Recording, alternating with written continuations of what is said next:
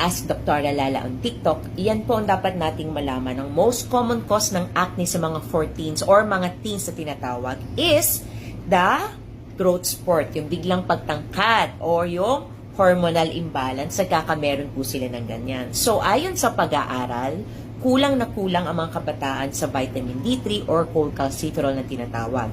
Ang vitamin D3 or cholecalciferol is anti-inflammatory. Ito po ay ginagamit also as a pro-hormone, pantanggal po ng pamamaga, and it lessens the sebum production.